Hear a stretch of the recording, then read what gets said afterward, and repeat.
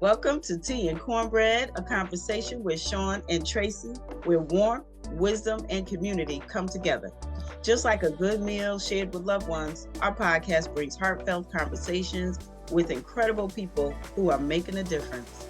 We spotlight community leaders, change makers, and everyday heroes who uplift, encourage, and support those around them. Grab a cup of tea, pull up a chair, and join us as we share inspiring stories, real talk, and a whole lot of love. Because when we come together, we nourish more than just our bodies, we feed our souls. Hello, and welcome to Tea and Cornbread. I am your host, Sean Johnson, and my co-host, Tracy, is not here today, so I will be solo in the spirit of her, too. Hey. I am so excited to be here today. And you know, Tea and Cornbread is about bringing people on that are special and unique in the community, that are helping people in one way, shape, or form, or they share their expertise and their talents. Yes, thank you for being here. Don't forget to hit that subscribe button and share and like and comment. We are looking for comments and topics that you would like to cover. We have a great lineup coming up in these next few months, so please stay tuned. Usually we talk about what we did over the weekend, but we're going to start with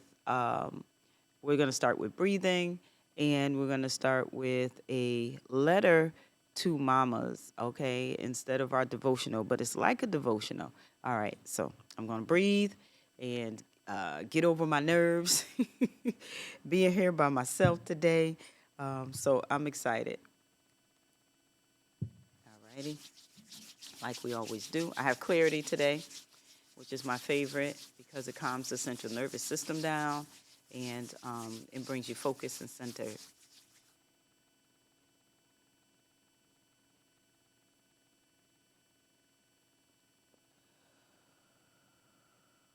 Remember to take deep breaths within your nose. You're going to inhale through your nose, hold it for 4 seconds, and then you're going to exhale through your mouth for about 5 to 7 seconds.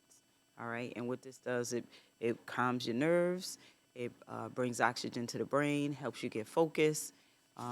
If you're having anxiety or anything of that sort, or just feel overwhelmed, breathing, just taking a moment to breathe is going to be very beneficial to you.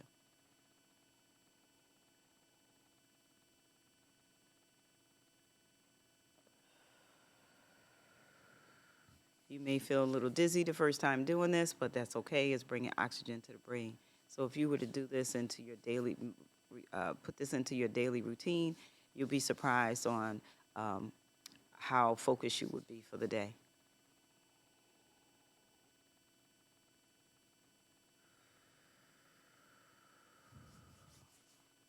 All right. So Friday, I had the pleasure of going to an event that was amazing. It was called Emeralds and Diamonds Soiree by Bridge to Success. And this was acknowledging people that were part of the Day 43 documentary. It was about maternal health and the disparities that are happening in our community, specifically Waterbury. And Dr. Monique Rainford and Dr. Monique Rainford. She's an obstetrician and a gynecologist and an author. She spoke and she talked about the health disparities affecting Black women in America, and it was just amazing and disheartening, and also incredible, because they are boots on the ground doing things to help reduce the disparities that are happening to our women in our community. And so there's a booklet that they gave us, and it's called Letters to a Black Mama from the Waterbury Community. And I want to just read the poem that's in the beginning of it. And it says, "A poem to all mamas. I know that mothers work very hard to take care of us, and I hope you think that too. I know that being a mother must be difficult, and I can see that, don't you? I'm grateful for the dinners they make. I'm grateful for the trips we take and the hats and gloves whenever I shiver and shake. My Nana is the nicest. She's smart and brave too. I am ever in tr- If I'm ever in trouble, she'll come to my rescue. And if you were in trouble, she'd stand up for you too. My mom is the best mom I could ever ask for. She takes care of me and gives me what I need and more. Even when she is sad, she makes me smile. She says it makes it all worthwhile. I know my mom works very hard, and I know all the other moms do too. We must be special to have moms like you. They love and protect us and give us advice. They make delicious cakes and give us a slice. To all the moms, nanas, grandmas, and more, you are the ones we love and adore. And now to end this poem, let's hear an applause for you. You and you and you, the ones we call mom. From Melanie Harris McFarland, daughter of a black mama. Oh my goodness, she read this at the event, and when I tell you I was in tears, it was amazing. It was amazing. She has such, I think how old was she? 7 or 8? She was young, and that poem just said a whole lot. So kudos to the moms out there. All right, and so yes, that was amazing. That was amazing. If you want more information about that, you can go on Bridge to Success um, website in Waterbury, the chapter in Waterbury. So yeah. So today I don't really have a topic. So I'm going to talk about your glow bag. I'm going to talk about the things that matter for you. What are you doing to take care of you? Last week we talked about spring cleaning, so maybe this could be a extension of that. It's like, what are you doing about your health, your wealth, your body, taking care of you, and how does that happen? All right. So one of the things that we always talk about is eating clean. And eating clean is going to help you with all the inflammation you may be dealing with, pain, um, brain fog, lack of sleep. That makes a big difference. All of that is derived from the way you eat and your lifestyle and your stress. I always talk about, no matter how much you stay in the gym, no matter how well you eat, if you are stressed out, stress can still trump all of those things. So one of the things that I like to do, and this is why we start off with breathing and using essential oils uh, for stress relieving. And look at your routine in the morning. Are you a person that just jumps out the bed and just gets started? Are you a person that can't sleep at night? What is the things that you really deal with that you would like to take control over? And a lot of things are related to our habits. A lot of things are when we talk about what is your the habit that does not help you. If you talk about you're in pain all the time, or if you talk about brain fog, or not being able to remember things, or just not being able to sleep. Sleep is one of the biggest things that can help you repair, rest and restore and repair. If we don't sleep, then our body doesn't have the opportunity to do what it's made to do. Our bodies are made perfectly. So meaning it repairs itself. It's made to heal itself. But we got to give it the fuel that it needs in order for that to happen. So one, uh, what do you call it? One example that I use is our cars. Whenever we make sure we take care of our cars better than we take care of our bodies. We make sure that the oils change every 3,000 to 5,000 miles. We make sure the tires are rotated when they need to be. We make sure there's oil and we make sure there's transmission fluid and all of that, right? We wash our cars every week or whatever. There are some people that are really anal about washing their cars. But we will do all of that and eat McDonald's every day, eat Dunkin' Donuts every day, eat fast foods every day, and that does not help our bodies. So we have to think about our bodies like we do our cars. How are we fueling them? So those are some of the things that I'm passionate about in showing people. Okay, if you start your morning off with just lemon water will get your body started. It will help to boost your metabolism. It will start to help to detox the body and just get that blood flow going. So lemon juice, lemon with squeezed lemon, fruit juices, fruit water. A lot of people say I don't like water. Even if you just start off your day with water, you'll be surprised on how your body will react to it. You will boost your energy early in the morning. So I get excited about those things because I'm always juicing in the morning. That's what I start off with. A lot of people talk about intermittent fasting. You know, that's a benefit also with not eating first thing in the morning. And when you're talking about eating at night, a lot of people say they don't eat after 7 o'clock, which is great because what happens is when we eat something heavy, our dinner is usually the heaviest meal that we eat. So maybe if you eat your heaviest meal at lunch and a light meal at night, that way your digestion doesn't have to work as hard. And so that's another reason why we don't sleep well because we snack before we go to bed. We eat something heavy before we go to bed. And our digestive system is overworked. And so when it's not, the food that you're eating has not digested and you go to bed, this is where you get unrest sleep, restless sleep. So you want to think about those things. So my top three things that I do daily is I go to bed at the same time every night. I don't eat a heavy meal after 7, 8 o'clock. And when I wake up in the morning, I breathe, I do my breathing exercises, and I read scripture or prayer and both. And then I drink some water, and that gets me started in the morning. So if you think about that, that's just a simple routine that you can try out. And that's before your morning coffee, before, you have that sandwich, whatever it is, because we start off with carbs in the morning, most people. That's cereal or breakfast sandwich. Those things make you sluggish. So by the middle of the day, you're sluggish and you're starving because you didn't start off with something that was nutrient dense. So think about that. That's giving that fuel to your body that you need early in the morning. Okay.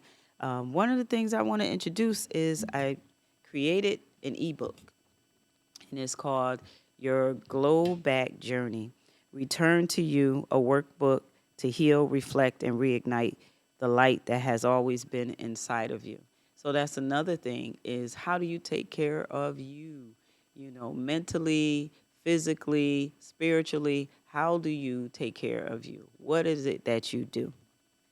I created this book because there's a lot of the things that I have done over the years to maintain my peace, also to really fuel myself with positivity on a regular basis. The way the world is these days, it's not positive. Unplug from the TV, unplug from your phone. Try it out and see if that works for you. Because that's one of the things that it's like we have to be careful of what we consume, and that means even media. We have to be careful of what we consume because it can alter the way we think, the way we feel, the way we treat people.